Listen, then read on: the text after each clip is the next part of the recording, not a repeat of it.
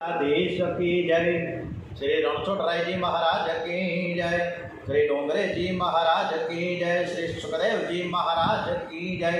ओम श्री व्यास नारायण भगवान की जय। विघ्नेश्वराय वरदाय सुरप्रियाय लंबोदराय सकलाय जगत्पिताय नागाननाय श्रुतियज्ञ विभूषिताय गौरीसुताय गणनाथ नमस्ते। श्री गणपति महाराज की जय। ओम श्री हनुमान जी महाराज की जय। ओम श्री रामचंद्र भगवान की जय। ओम श्री गायत्री मात की जय। ओम नमो भगवते वासुदेवाय। ओम नमो भगवते वासुदेवाय। श्रीमद्भागवत रसामृत प्रथम स्कंद तरफ આજની કથા આપણે સરસ મજાની શ્રી કૃષ્ણ પરમાત્માને સરસ રીતે સંભળાવીએ અને ઈશ્વર ગણપતિજી મહારાજ હનુમાનજી મહારાજ પ્રભુ પરમાત્મા આપણી કથા ખૂબ જ સરસ રીતે સાંભળે છે એવા ભાવ સાથે આપણે આજની તારીખ છે એ 4મી તારીખ છે જુલાઈ 4/7/2025 અષાઢ સુદ નોમ છે અને આજે શુક્રવાર જય સંતોષી માતા મંગલાચરણ પરમાત્મા સત્ય સ્વરૂપ છે। પરમાત્મા શ્રી કૃષ્ણનું ધ્યાન કરવાથી મન શુદ્ધ થાય છે। સંસારનું ધ્યાન કરવાથી મન બગડે છે। સંસારમાં રહેવાથી મન બગડતું નથી। મન જ્યારે સંસારનું ધ્યાન કરે છે ત્યારે જ બગડે છે। જેટલા પાપ થાય છે તે સંસારનું ધ્યાન કરવાથી થાય। પાપ તો તેનું છૂટે કે જે સંસારનું ધ્યાન છોડે। સંતનું હૃદય ગંગાજળ જેવું શુદ્ધ હોય છે। સંતો સંસારમાં રહે છે પણ સંસારનું ધ્યાન કરતા નથી। પરમાત્માના મંગલમય સ્વરૂપનું સતત ધ્યાન કરે છે। મણમૂત્રથી ભરેલું આ શરીર પરમાત્માને મળવા માટે બિલકુલ લાયક જ નથી। આ શરીરથી કોઈ પણ માનવ ભગવાનને મળી શકે નહીં। માનવના શરીરમાંથી દુર્ગંધ નીકળે છે, તેથી દેવો પણ એનાથી દૂર ઊભા રહે છે। જેનું મૂળ જ અશુદ્ધ છે એવા માનવ શરીર પાસે દેવોને આવવું ગમતું નથી। માતા પિતાના મળથી આ શરીરની રચના થઈ। પરમાત્માને આ અશુદ્ધ શરીરથી મળી શકાય નહીં। વૈષ્ણવો પરમાત્માને મનથી મળે છે। નિયમથી પરમાત્માનું ધ્યાન કરશો તો મનની ચંચળતા દૂર થશે। શરીરમાં રહેલો જે શુદ્ધ જીવ છે ને બહુ જ સુંદર છે। સ્ત્રીનું શરીર જરાય સુંદર નથી, પુરુષનું શરીર પણ જરાય સુંદર નથી। આત્મા સુંદર છે। તનનું ધ્યાન કરવાથી મન બગડે છે। એકવાર મન બગડી જાય તો પછી શુદ્ધ કરવું બહુ જ કઠણ છે। શરીરનું ધ્યાન છોડો। કેટલાક તો હવે કપડાનું પણ ધ્યાન કરે, કેટલાક તો હવે ચંપલનું પણ ધ્યાન કરે। આ ચંપલ બહુ સારા છે, અરે ચંપલમાં શું સારું છે? એ ચામડું છે, એમાં કંઈ સારું નથી। શુદ્ધ જીવ જ પરમાત્માનો અંશ છે। પરમાત્મા અતિ સુંદર છે। ઈશ્વર હિ સત્ય હૈ, સત્યમ શિવમ સુંદરમ। પરમાત્મા કલ્યાણકારી છે। પરમાત્મા જ સત્ય છે। સત્યનું ધ્યાન કરવા, સત્ય વસ્તુનો સાક્ષાત કરવા માટે પરમાત્માએ આપણને બધાને મન આપ્યું છે। બહુ દાન કરવાથી મનની શુદ્ધિ થતી નથી। અન્નદાન, વસ્ત્રદાન, આ બધા દાન કરવા એ સારું છે। દાનથી પુણ્ય વધે છે। આ જન્મમાં દાન આપશો તેનું ફળ બીજા જન્મમાં મળશે, પણ પરમાત્માના દર્શન થશે નહીં। મોટા મોટા રાજાઓ ખૂબ જ દાન આપતા, પણ એને પરમાત્માના દર્શન થયા નથી। મન શુદ્ધ થાય ત્યારે જ પરમાત્માના દર્શન થાય છે। અને સંસારનું ધ્યાન કરવાથી બગડેલું મન પરમાત્માનું ધ્યાન કરવાથી જ શુદ્ધ થાય છે। જગતમાં જેટલા રૂપો દેખાય છે ને એ બધા જ પરમાત્માના સ્વરૂપો છે। આકાર ભલે ભિન્ન ભિન્ન હોય પણ તે સર્વ પ્રકારના આકારમાં ઈશ્વર તત્વ એક જ છે। માળામાં ફૂલ અનેક હોય અનેક પ્રકારના ફૂલો રંગબેરંગી હોય, પણ ધાગો તો એક જ હોય છે. ગીતાજીમાં ભગવાનને સરસ મજાની એક આજ્ઞા કરી છે. મતઃ પરંતરમ નાન્યં કિંચદસ્તિ ધનંજય મયી સર્વમિદં પ્રોત્તમ સૂત્રે મણિ ગવા ઈવ. આકારો જુદા જુદા પણ સર્વમાં રહેલું ઈશ્વર તત્વ એક જ છે. ગાય કાળી હોય, પીળી હોય, ધોળી હોય, ગમે તે લાલ પણ હોય, પણ બધાયનું દૂધ ગમે તે ગાય હોય, ગમે તે રંગની હોય, પણ દૂધ તો હંમેશા ધોળું જ હોય. રૂપ, રંગ કે આકારનું કોઈ મહત્ત્વ નથી. આકારમાં રહેલા પરમાત્મા પરમ તત્વનું એક મહત્ત્વ છે. નરસિંહ મહેતા જૂનાગઢના એક નરસિંહે ખૂબ સરસ મજાનું ગાયું છે કે અખિલ બ્રહ્માંડમાં એક તું શ્રી હરિ. અખિલ બ્રહ્માંડમાં એક તું શ્રી હરિ જુજવે રૂપે અનંત ભાષે. એના રૂપ તો અનંત છે. ઘાટ ઘડિયા પછી નામ રૂપ જુજવા. ઘાટ આપણે શરીરનો ઘાટ તો આપ્યો, શરીર સરસ મજાનું આપ્યું, નામ પણ બધાએ સરસ મજાના પાડ્યા છે. ઘાટ ઘડિયા પછી નામ રૂપ જુજવા, અંતે તો હેમનું હેમ જ હોય. સોનાના દાગીના અનેક હોય, અનેક ઘાટના આકારના હોય, પણ એ સર્વ દાગીનામાં સોનું તો એક જ છે.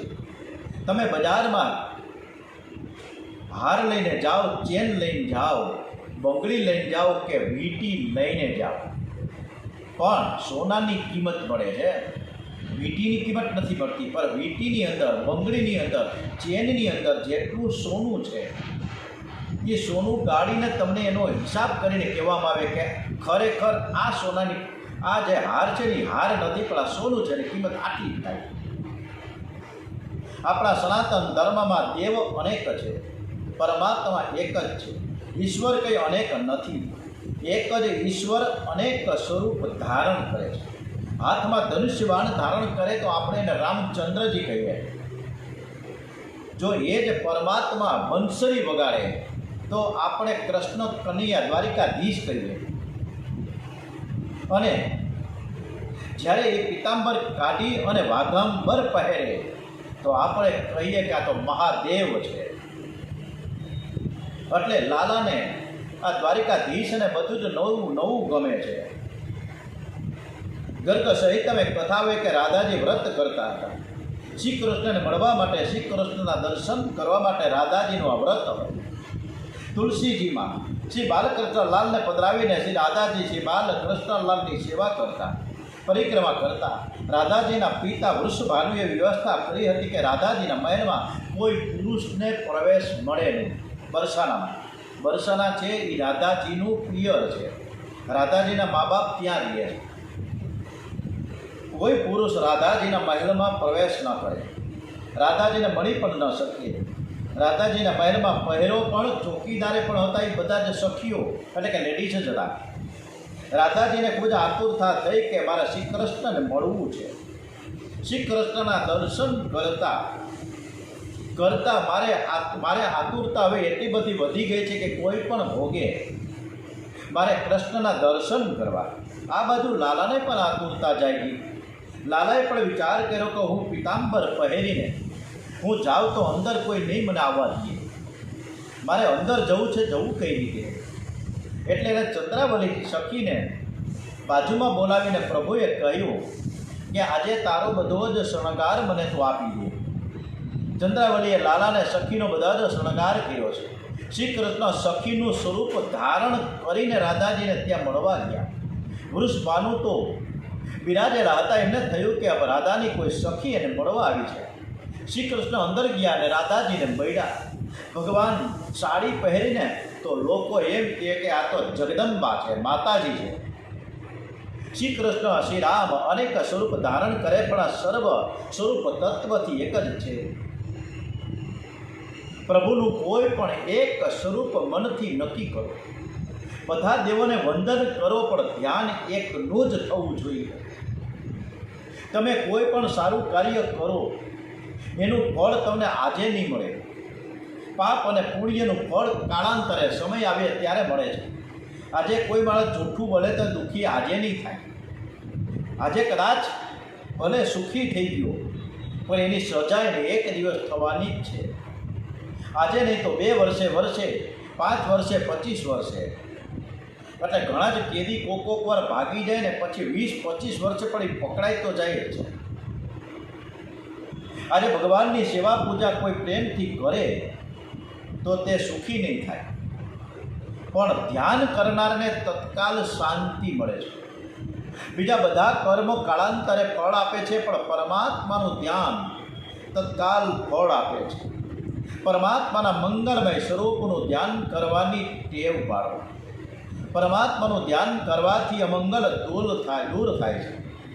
માનવ કોઈ પણ સત્કર્મ કરવા બેસે ને ત્યારે તેમાં માનવનું પાપ વિઘ્ન કરવા આવે છે. તે પાપનો વિનાશ કરવા માટે મંગલાચરણ જરૂરી છે. ઉપનિષદમાં પણ મંગલાચરણ છે. ઓમ શમ ન મિત્રમ શમ વરુણમ શમ ભવત્યરમામ શમ નો ઇન્દ્રો બૃહસ્પતિ શમ નો વિષ્ણુ રુરુક્રમઃ નમો બ્રહ્મણે નમસ્તે વાયો તમેવ પ્રત્યક્ષમ બ્રહ્માસી તમેવ પ્રત્યક્ષમ બ્રહ્મ વદિષ્યામિ વૃત્તમ વદિષ્યામિ સત્યમ વદિષ્યામિ તત્મામ ભવતુ તત્વમ વક્તાર ભવતુ અવતુ મામ અવતુ વક્તારમ. ઓમ શાંતિ શાંતિ શાંતિ સર્વારિષ્ટ સુશાંતિર્ભવતુ. એકવાર શ્રી કૃષ્ણ હસ્તિનાપુરમાં બિરાજતા હતા. ધર્મરાજાના દરબારમાં સત્સંગ ચાલતો હતો. એક ઋષિએ કહ્યું કે શાસ્ત્રમાં વર્ણન છે કે કોઈ પણ સદકાર્ય કરવામાં કાંઈક ને કાંઈક વિઘ્ન આવે છે. ભીમસેન ત્યાં બેઠા હતા. ભીમસેને પ્રભુની સામે જોઈને કહ્યું કે શાસ્ત્રમાં બધું હોય એ સાચું હોતું નથી. કેટલીક વાર અતિશયોક્તિ પણ હોય. ગંગા સ્નાનમાં હું ગંગા સ્નાન કરવા જાઉં, હરિદ્વાર હરિકી પોડીમાં જાઉં છું, મને કોણ વિઘ્ન કરી શકે? હું ચાલો જોઉં. પ્રભુએ કહ્યું, ભીમ, આ શાસ્ત્રો જેને લખ્યા છે એ ઋષિઓને કોઈ સ્વાર્થ નથી. જે તે વખતે હજારો વર્ષો પહેલાં ઋષિમુનિઓ ધ્યાનસ્થ થઈને જે શાસ્ત્રોની રચના કરી છે એ શાસ્ત્રોની રચના એણે સમાજના કલ્યાણ માટે કરી છે. એને પોતાનો કોઈ સ્વાર્થ છે જ નહીં. ઋષિઓ ઝાડ તળે રહે છે, ફળ ફૂલથી નિર્વાહ કરે છે. એ ખોટું કેવી રીતે લખી શકે? વિઘ્ન કરનાર દેખાતો નથી, પણ વિઘ્ન આવે જ છે. આપણે કહીએ છીએ ને, નજર લાગી જાય એટલે આપણે નાનકડું બાળક હોય ને કાળા મેષનું ટપકું કરીએ, આંજળથી ટપકું કરીએ છીએ. ભીમસેને કહ્યું કે ચાલો હું જોઉં છું. આજ તો હું આજે ગંગા સ્નાન કરવા જાઉં છું, મને કોણ વિઘ્ન કરી શકે? ચાલો હું જોઉં. અને જો કદાચ કોઈ મને વિઘ્ન કરવા આવશે તો એને મારીશ. હાથમાં ગદા લઈને ગંગા કિનારે ગયા છે ભીમસેન. 12 કલાક સતત ઊભા છે. ઘણા લોકો સ્નાન કરતા હતા, સ્નાનમાં કોઈ વિઘ્ન કરતું ન હતું. 12 કલાક પછી ભીમસેને જઈને શ્રી કૃષ્ણને કહ્યું, મહારાજ, તમારો આ શ્લોક ખોટો છે. મેં જાતે અનુભવ કર્યો છે. પ્રભુએ કહ્યું, ભીમસેન, શાસ્ત્ર ખોટું છે એવું તું બોલતો નહીં. સંત મિથ્યા બોલે જ નહીં. સ્વાર્થી માણસ જૂઠું બોલી શકે. જેને કોઈ સ્વાર્થ નથી તે શા માટે જૂઠું બોલે? શા માટે એવું લખે? 12 કલાક તું ગંગા કિનારે એમને હરકી પોડી ઊભો રહ્યો, પણ તે ગંગાજીમાં સ્નાન કરી શક્યો? ભીમસેન કહે, મહારાજ, હું તો ગદા લઈને ઊભો હતો. શ્રી કૃષ્ણ ભગવાન કહે છે કે તે ગંગાજીને પ્રણામ કર્યા હતા? ભીમસેન કહે, ના, મેં પ્રણામે પણ નથી કર્યા અને સ્નાન પણ નથી કર્યું. શ્રી કૃષ્ણ બોલ્યા કે ત્યારે આ શ્લોક સાચો છે.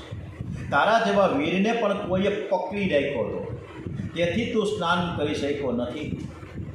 સત્કર્મમાં વિઘ્ન આવે છે, તેથી આરંભમાં મંગલાચરણ કરવાનું કહ્યું છે. શ્રી કૃષ્ણ પૂર્ણ નિષ્કામ છે અને તેથી ભગવાનનું બધું જ મંગલ છે. માનવનું ઘણા ભાગે બધું જ અમંગલ હોય છે. માનવના મન બુદ્ધિમાંથી કામ નીકળતો નથી. તેથી મંગલમય પરમાત્માનું ધ્યાન કરવાની આજ્ઞા આપી છે. ભાગવતમાં 3 વખત મંગલાચરણ થયા છે. આરંભમાં વ્યાસજીનું મંગલાચરણ છે, મધ્યમાં સુખદેવજી મહારાજે મંગલાચરણ કર્યું અને સમાપ્તિમાં શુદ્ધજીનું મંગલાચરણ છે. વ્યાસજી મંગલાચરણમાં કહે, સત્યમ પરમ ધીમહિ. જે પરમાત્મા સર્વથી શ્રેષ્ઠ છે, પ્રકાશમય છે, સત્ય છે, એમનું અમે ધ્યાન કરીએ છીએ. પરમાત્મા સત્ય હોવાથી જગત સત્ય ન હોવા છતાં સત્ય જેવું ભાષે એ સત્યનું વ્યાસજી ધ્યાન કરે છે. જાદુગર કેલાર અત્યારે તો સ્વર્ગસ્થ છે, પણ જાદુગર કેલાર જ્યારે જાદુના ખેલો કરતા ત્યારે સ્ટેજ ઉપર ઢગલા કરી દીધા રૂપિયાના. પણ આ રૂપિયા સાચા હોઈ શકે નહીં, કારણ કે જો સાચા જ હોય તો એને જાદુગરના શો કરવાની શું જરૂર છે? કારણ કે આ રૂપિયા ખોટા છે. આપણને આંખને એમ લાગે છે કે આ સાચા છે, પણ ખરેખર એ સાચા નથી. જે ત્રણેય કાળમાં એક સરખું રહે તે સત્ય છે. આ જગતમાં જે કંઈ દેખાય છે તે ક્ષણે બદલાય છે. અત્યારે સારું દેખાતું હોય એ કલાક પછી પણ આપણને ગમશે જેવું નથી, ન પણ ગમે. મહાપુરુષો તેથી જગત અને સત્ય લેખતા નથી. જગત ખોટું છે એવું બોલવાથી લાભ નથી, જગત ખોટું છે એવું સમજવાથી લાભ છે. જગત જેના આધારે છે તે પરમાત્મા સત્ય છે. જગત ભગવાનમાં રહેલું છે. ઈશ્વર તો એને કહે છે કે જે સર્વનો આધાર છે, જ્યાં બધું જ સમાઈ ગયેલું છે. પણ જે કોઈ જગ્યામાં ન સમાય એ ભગવાન છે. ભગવાન સર્વનો આધાર છે. ભગવાનનો આધાર કોઈ નથી. આ જગત ભગવાનને આધારે રહ્યું છે. પરમાત્મા સત્ય હોવાથી આ જગત સત્ય જેવું ભાષે છે. કોઈ ગરીબ માણસ હોય અને સરસ મજાની 1,00,000 રૂપિયાની સોનાની કંઠી પહેરી હોય, તો સામે કોઈ વ્યક્તિ મળે અને જુએ તો એ ગરીબ માણસને ગળામાં કંઠી જોતા કે આ તો ખોટી હોય બગસરાની.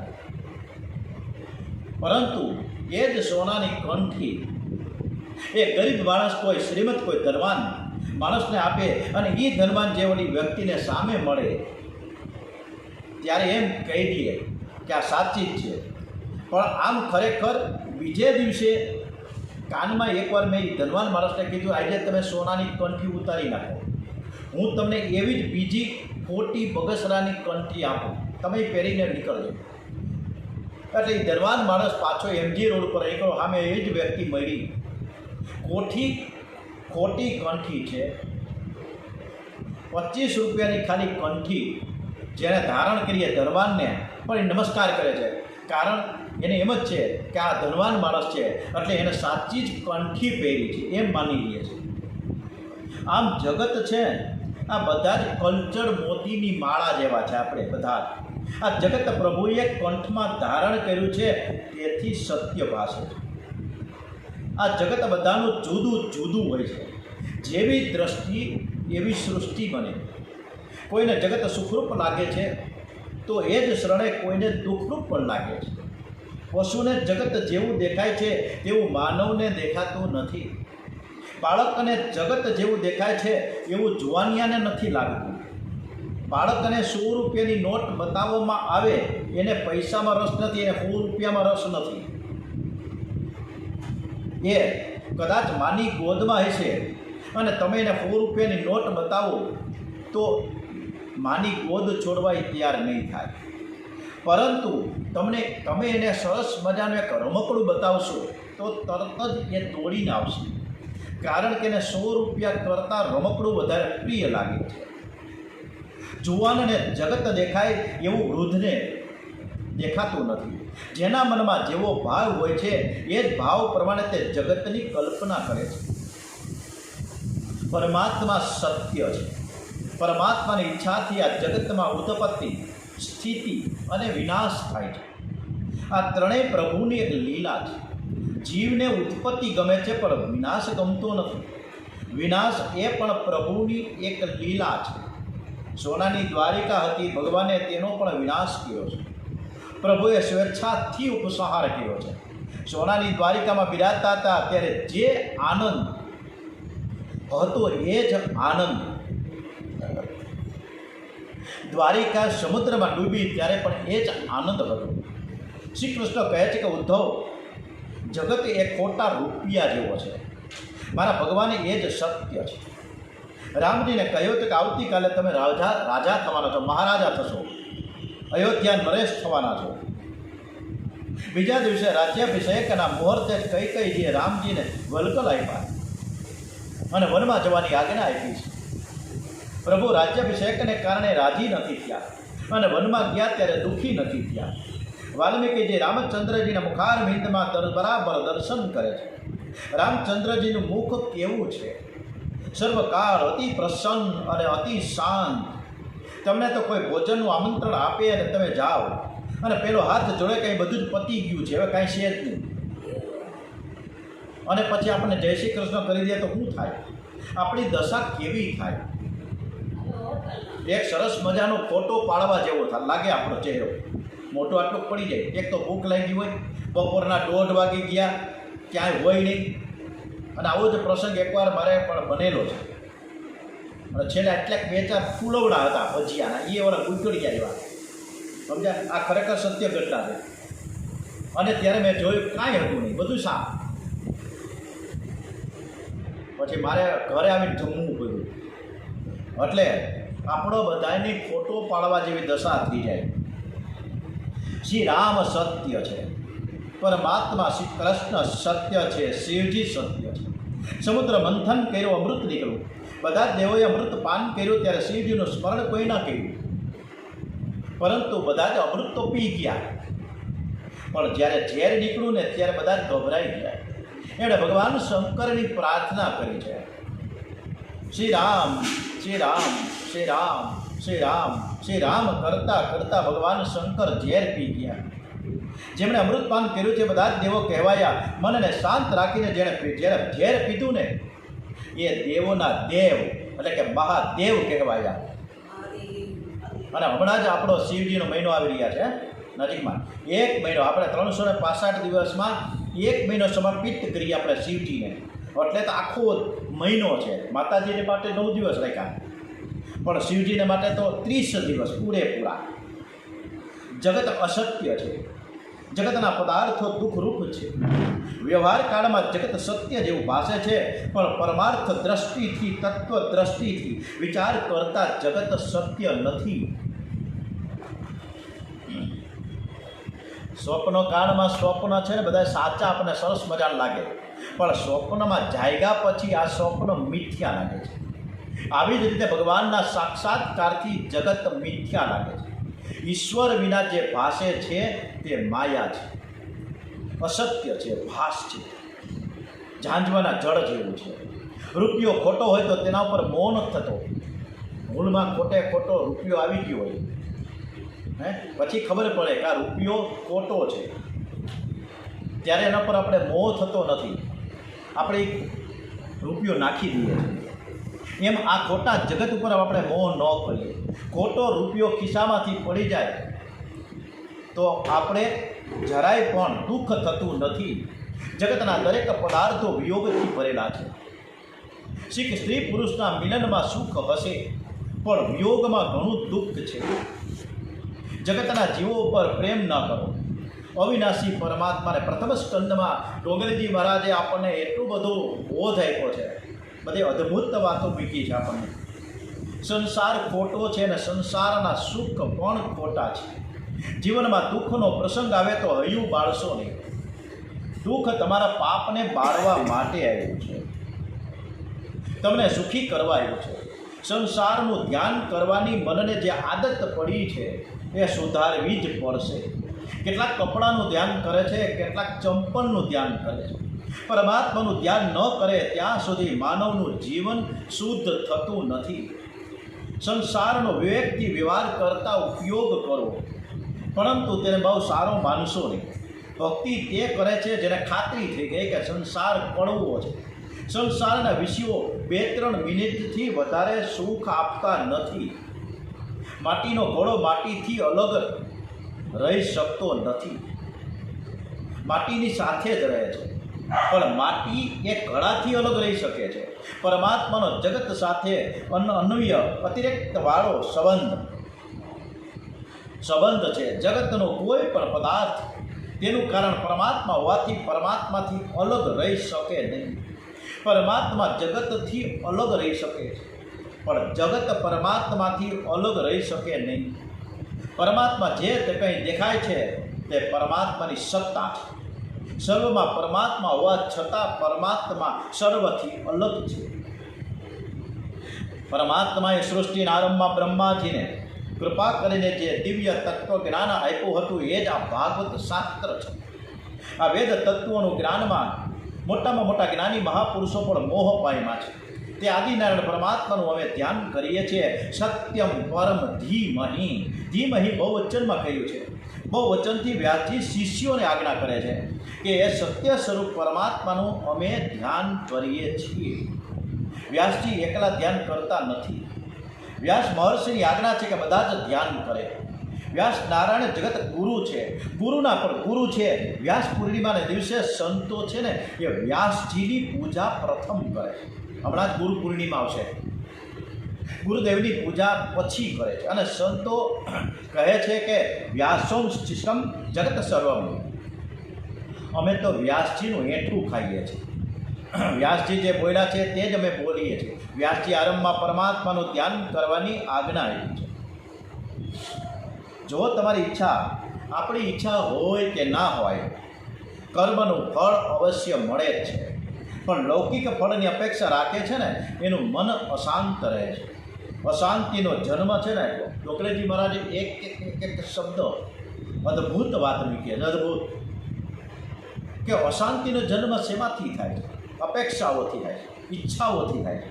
આપણી પાસે કંઈક આપણે અપેક્ષા રાખીએ છીએ, આપણે કંઈક ઈચ્છા રાખીએ છીએ, આપણે આ કંઈક જોઈએ છીએ અને તે ન મળે તો મન અશાંત થાય છે. કેટલાક લોકો તેવી એવા હશે કે કથામાં સારી જગ્યા ન મળે તો 5 દિવસ 5-10 મિનિટ તો ઉકળાટ કર્યા કરે છે. આપણા હૃદયમાં નારાયણનો વાસ છે. લક્ષ્મીજીના પતિ એ આપણા હૃદયમાં બિરાજમાન છે. પછી બીજું શું જોઈએ? કોઈ પણ અપેક્ષા રાખ્યા વિના સત્કર્મ કરો, ભક્તિ કરો. ભક્તિ ભગવાનને માટે કરો. ભક્તિનું ફળ ભોગ નથી, સંસાર સુખ નથી, સંપત્તિ નથી કે સંતતિ નથી. કેટલાક એવું સમજીને ભક્તિ કરે છે કે ભક્તિ કરે તો ભગવાન બહુ જ પૈસા આપશે, મને બધું સારું સારું કરી દેશે. ભક્તિનું ફળ એ પૈસો નથી. ભગવાનની ભક્તિ ભગવાનના માટે કરો. ભગવાન સાધન નથી, ભગવાન સાધ્ય છે. ભગવાન પાસે બીજું કંઈ માંગો, પૈસો માંગો તો ભગવાન સાધન થયા. લૌકિક સુખ પૈસો એ સાધ્ય છે. કેટલાક મંદિરમાં જઈને ભગવાનની પાસે માંગે છે કે ભગવાન, હે પ્રભુ, હે પરમાત્મા, તમે અમારી બધી જ મનોકામના પૂર્ણ કરજો. ભગવાન કહે, આજ સુધી મેં તારી બધી જ મનોકામના પૂરી કરી છે, પણ હજુ તેનો અંત આવતો જ નથી. એક પછી એક તારી ઈચ્છાઓ ચાલુ જ રહે છે. કેટલીક તારી મનોકામના હું પૂર્ણ કરું. એક કામના પૂર્ણ થાય અને બીજી ઊભી જ થઈ જાય છે. મંદિરમાં પણ ઘણા લોકો માંગવા જ જાય છે આ રીતના. તેથી ભગવાનને સંકોચ થાય છે. એટલા માટે ઠાકોરજી પણ જમીનમાં નજર રાખીને ઊભા છે. મારે આની સામે નજર જ નથી આપી. એટલે ભગવાન કોઈને નજર આપતા નથી. પંઢરપુરમાં વિઠ્ઠલનાથજીની નજર નાકની અણીમાં છે, દ્વારિકાનાથની નજર ધરતીમાં છે. ભગવાનનો ખાસ કોઈ લાડીલો આવે ને ભગવાનને બહુ મનાવે તો ભગવાન આંખ ઊંચી કરે છે. મંદિરમાં કંઈ પણ અર્પણ કરવા જાઓ, માંગવા ન જાઓ. અને જ્યારે આપણે માંગવા ન જઈએ અને એમને દ્રઢ ભક્તિથી ભગવાનના દર્શન કરતા રહીએ ને ત્યારે ભગવાન આપણને નજર આપે છે. એ ભગવાન કહે છે કે પ્રભુ, હું તમારી પાસે કશું માંગવા નથી આવ્યો. તમારી કૃપાથી હું બહુ જ સુખી છું. મેં નિર્ણય કર્યો કે હું મારું મન તમને હું અર્પણ કરી દઉં. આજથી આંખ હું કોઈને નહીં આપું. તમે જેને આંખ આપશો તેને મન પણ આપવું જ પડશે. તમે જેને આંખ આપો છો તે મનમાં આવે છે. મારે કોઈ માનવીને આંખ આપવી નથી. આંખ હું ભગવાનને અર્પણ કરું છું. જગતમાં જોવાલાયક એક પરમાત્મા શ્રી કૃષ્ણ એક જ છે. સંતો જગતને જુએ છે પણ ઉપેક્ષાથી જુએ છે. સંતના આંખ મન શ્રી કૃષ્ણને અર્પણ થયેલા છે. પ્રેમમાં લેવાની ઈચ્છા થતી નથી. ડોંગરેજી મહારાજ ખૂબ સરસ મજાની વાત મૂકી કે પ્રેમ એવી વસ્તુ છે કે એમાં પ્રેમમાં લેવાની ઈચ્છા ન હોય. પ્રેમમાં તો સમર્પણની એક ભાવના ઊભી થાય. તમને ભગવાન પૈસો આપે છે તો તમને સુખ પણ આપે છે. તમારા જીવનમાં જેની જરૂર છે બધું જ ભગવાન પૂરું પાડે છે. ભગવાન તો નાસ્તિકને પણ આપે છે. માંગવાની ઉતાવળ ન કરો. માંગવાથી પ્રેમ ઓછો થાય. માંગવાની લાયકાત કરતાં પણ ભગવાન આપણને વધારે ને વધારે ભૌતિક સાધનો, સુખ સંપત્તિ આપ્યા છે. ભગવાનને તમારી ચિંતા છે. ભગવાન વડ માંગવા આપ્યા જ કરે છે, પણ માનવને ઓછું જ લાગ્યા કરે છે. ભગવાન પાસે કોઈ માંગવા જાય તો ઠાકોરજીને એમ લાગે કે આ મને કંજૂસ સમજે છે. તારી લાયકાતનો વિચાર કરીને મેં તને ઘણું ઘણું આપ્યું છે, તો વિચાર તો કર. આજે જેટલા વડીલો છે જે કથા સાંભળે છે એ 30-40 વર્ષ પહેલાંના ભૂતકાળ ઉકેલી બેસે તો આજની જે સ્થિતિ છે એ ભૂતકાળમાં 40 વર્ષ પહેલાં હતી. સાયકલના ફાફા હતા. આજે આપણી પાસે બધી જ વસ્તુ છે, ભૌતિક સાધનો છે. ડિજિટલ યુગમાં આપણે અનહદ આનંદ છે, છતાંય પણ આપણે રોદણા રહીએ છીએ. શરીર સ્વાસ્થ્ય હે પહેલાંના જમાનામાં જે શ્રમ હતો, પરિશ્રમ હતો, પણ એ આજની તારીખમાં નથી. આજે આપણે કોઈ પણ મહેનત કરતા જ નથી, એટલે આપણું શરીર બગડ્યું છે. બસ એક જ દુઃખ છે આ. બાકી બધી જ ભૌતિક સાધનો ઉપલબ્ધ છે. હવે તો ઘરમાં પાણી આવે, નળ આવે, ક્યાંય જવાનું જ નહીં. ચૂલા પેટાવા નથી, સગડી કરવાની નથી, કાંઈ નહીં ને મજા જ છે. બટ લાઇટર કર્યું, ગેસ થયો. બાળકને જેમ માતા બહુ જ વિવેકથી આપે ને, એવી રીતના પ્રભુ પણ વિવેકથી આપે છે. બાળક ગમે તેટલું માંગે, પરંતુ શું આપવું, શું ન આપવું, કેટલું આપવું, આ બધો જ માં સરસ રીતે વિવેક રાખીને આપે છે. એમ આ પ્રભુ પરમાત્મા પણ આપણે એટલી બધી સુખ સાહેબી આપી દીધી છે, પણ ભગવાનને આપણે ભૂલી ગયા છે. વિવેકથી આપણે ભગવાનને સતત અને સતત સ્મરણ કરતા રહીએ. પરમાત્માનો સ્વભાવ મા જેવો છે. પરમાત્મા વિવેકથી જીવને આપે છે. પ્રભુએ કદાચ ઓછું આપ્યું હોય તો પણ મનને સમજાવજો કે હું લાયક નથી, છતાં પણ મને જે કંઈ આપ્યું છે બહુ જ વધારે પડતું આપ્યું છે, અને જો આજે આનાથી વધારે મને મળશે તો મારી બુદ્ધિ બગડી જશે. તેથી પ્રભુએ મને જે કંઈ આપ્યું છે એમાં મારે સંતોષ રાખવો જોઈએ, અને સંતોષથી હું ભગવાનની ભક્તિ કરી શકું. એટલે જે આપ્યું છે બરાબર જ છે. પ્રાપ્ત સ્થિતિમાં જે સંતોષ માને એ જ સાચો ભગત છે. મારે ભગવાનની પાસે કંઈ માંગવું જ નથી. મારે ભગવાનને સર્વસ્વનું સમર્પણ કરવું છે. ભક્તિ તો એને કહેવામાં આવે કે જેમાં સર્વસ્વનું સમર્પણ કરે. તમે ભગવાનના થઈ જાઓ, પરમાત્માની સાથે એવો પ્રેમ કરો કે તમારી ચિંતા ભગવાનને રહે. વૈષ્ણવ તો ભગવાન પાસે મુક્તિ પણ માંગતા નથી. હરિના જન તો મુક્તિ ન માંગે જન્મ અવતાર રે. નિત સેવા નિત કીર્તન ઓછવ નિરખવા નંદ કુમાર રે. અને ભૂતળ ભક્તિ પદાર્થ મોટું બ્રહ્મલોકમાં નાહી રે. અને જ્યારે સમર્પણની ભાવના આવે ને, ત્યારે ગઈકાલે ખૂબ સરસ મજાનું બપોરે લવર 1000 કિલો ખારે કહ્યું. 1000 કિલો. કોઈ બોમ્બેના કે નાસિકના તમે કોઈ ભગત છે, કોઈ ભાવિક જણે આવીને ન્યોછાવર કીધી, સમર્પિત કરી દીધી છે. એ રાધા રમણ દેવ, હરિકૃષ્ણ મહારાજ, ત્રિકમરાયજી મહારાજ, રણછોડરાયજી મહારાજ, સિદ્ધેશ્વર દાદા, પાર્વતી મા અને ઘનશ્યામજી મહારાજને 1000 કિલો અને અદ્ભુત શૃંગાર કર્યો છે. અને એ કાર્યક્રમ પછી જ્યારે દર્શન થઈ જશે એ પછી ઉતારી લેવામાં આવે અને દરેક દરિદ્ર નારાયણને સમર્પિત થઈ જશે. વૃદ્ધાશ્રમમાં મોકલી દેવામાં આવશે કાર્યક્રમ. આવો સરસ મજાની એક ભાવના છે. ગયા વખતે પણ આ જ શૃંગાર થયો હતો, મને બરાબર યાદ છે. સુદામાની સ્થિતિ બહુ જ ગરીબ હતી. ઘરમાં ખાવાના પણ વલખા હતા. સુદામા જ્ઞાની હતા, 6 શાસ્ત્ર 4 વેદનું જ્ઞાન હતું, પણ સંકલ્પ એવો જોરદાર કર્યો હતો કે મારે જ્ઞાનનો ઉપયોગ પૈસા માટે બિલકુલ કરવો જ નથી. જ્ઞાનનું ફળ પૈસો નથી. જ્ઞાનનો ઉપયોગ મારે પરમાત્માના ધ્યાનમાં કરવો છે. સુદામા ઘરમાં જ કથા કરતા, પતિ વક્તા અને પત્ની શ્રોતા. પછી તો સુદામા પત્નીના કહેવાથી દ્વારિકામાં ગયા છે. દ્વારિકામાં પ્રભુએ સુદામાનું સન્માન કર્યું છે. પ્રભુ પૂછે છે કે મિત્ર, તારો સંસાર કેવો ચાલે છે? ઘર-બાર બરાબર ચાલે છે ને? ભગવાનને ખબર નથી કે આનો સંસાર કેવો ચાલે છે? ખબર જ છે કે આ ભૂખો બ્રાહ્મણ છે, શરીરના બધા હાડકાં દેખાય છે, ફાટેલી પોતળી પહેરીને આવ્યો છે, પણ શ્રી કૃષ્ણ કોઈ વખત આવી લીલા કરે છે કે હું નિષ્ઠુર છું, મને કોઈની પડી નથી. ભગવાને પૂછ્યું ત્યારે સુદામાએ મન નથી બગાડ્યું. જીભ નથી બગાડી. એમણે કહ્યું કે બહુ જ આનંદ છે, હું તો આપના દર્શન કરવા માટે આવ્યો છું. સુદામાએ વિચાર કર્યો કે મારા દુઃખની હું જો વાત કરું ને તો મારા ભગવાનને ત્રાસ થશે, એને દુઃખ થશે. મારો કનૈયો બહુ કોમળ છે, દુઃખ એ તો મારા પાપનું ફળ છે. એ મને બરાબર જોઈ પણ શક્યા નથી, મને જોઈને રડવા લાગ્યા છે. હું ભગવાનને ત્રાસ આપવા નથી આવ્યો, હું તો લેવા પણ કાંઈ નથી જ આવ્યો, હું તો આ પૌવા સમર્પિત કરવા આવ્યો છું. મેં સાંભળ્યું છે કે રાજા ધીરાજ છે, લક્ષ્મીપતિ છે, રોજ 56 ભોગ આરોગ્ય છે. એ મારા પૌવાનો સ્વીકાર કરશે કે નહીં કરે? જો સુદામાએ માંગ્યું હોત તો ખેલ બગડવાનો હતો. ભગવાન તો જેટલું માંગે એટલું જ આપે છે. સુદામાએ માંગ્યું નથી, પોતાનું સર્વસ્વ અર્પણ કર્યું છે. લૌકિક દ્રષ્ટિએ ભલે મુઠ્ઠી પૌવા, પણ સુદામા માટે તે સર્વસ્વ હતું. પરમાત્માએ તે પૌવાનો સ્વીકાર કર્યો અને એણે પોતાનું સર્વસ્વ કુબેર ભંડારીને ઓર્ડર કર્યો કે જાઓ, તમારું જે ઐશ્વર્ય છે તમે ત્યાં ઠાલવી દો. સુદામા પુરીમાં, પોરબંદરમાં મારું સર્વસ્વ એને આપવા માગું છું. શ્રી કૃષ્ણ સુદામાને પોતાનું સર્વસ્વ આપી દીધું. એટલું બધું આપ્યું.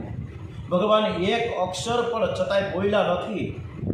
સુદામાના ચરણમાં માથું મૂકી દીધું અને કહે, મિત્ર, મેં તને કંઈ નથી આપ્યું, હું તને શું આપી શકું?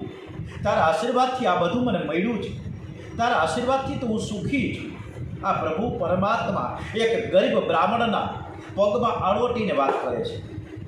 જીવ જ્યારે જીવપણું છોડીને ઈશ્વરને દ્વારે જાય છે ને, ત્યારે પરમાત્મા પણ એનું ઈશ્વરપણું ભૂલી જાય છે. પણ જીવપણું છોડતો નથી. ઈશ્વર જીવને કહે છે કે તું મારો છે, પણ આ જીવ એવો સમજતો નથી કે ઈશ્વર મારો છે, મારો પ્રભુ મારો છે. તેથી જીવ દુઃખી થાય છે, ઈશ્વરથી વિમુખ રહે છે. દ્વારિકાનાથે સુદામાને દ્વારિકાનાથ બનાવી દીધા. જેટલું દ્વારિકામાં હતું એવું જ ઐશ્વર્ય ત્યાં પોરબંદરમાં ખડું કરી દીધું. સુદામા જેવો કોઈ યાચક થયો નથી અને શ્રી કૃષ્ણ જેવો કોઈ દાતા થયો નથી. ભગવાન તો પરિપૂર્ણ છે. પરમાત્મા પરિપૂર્ણ આપે, કોઈને પણ બધું જ આપી દે, છતાં પણ એ પરિપૂર્ણ જ રહે છે. ઓમ પૂર્ણમદઃ પૂર્ણમિદં પૂર્ણાત પૂર્ણમુદચ્યતે પૂર્ણસ્ય પૂર્ણમાદાય પૂર્ણમેવાવશિષ્યતે. ઓમ શ્રી કૃષ્ણાય નમો નમઃ. ઓમ શ્રી કૃષ્ણ કનૈયાલાલ કી જય, દ્વારિકાધીશ કી જય. ઓમ નમો ભગવતે વાસુદેવાય. શ્રી ડોંગરેજી મહારાજ કી જય, શ્રી સુખદેવજી મહારાજ કી જય, શ્રી ભાગવત ભગવાનજી મહારાજ કી જય. ઓમ શ્રી ભારત માતા કી જય. વંદે માતરમ. શ્રી સત્ય સનાતન હિન્દુ ધર્મ કી જય. ઓમ નમઃ પાર્વતી પતે. હર હર મહાદેવ.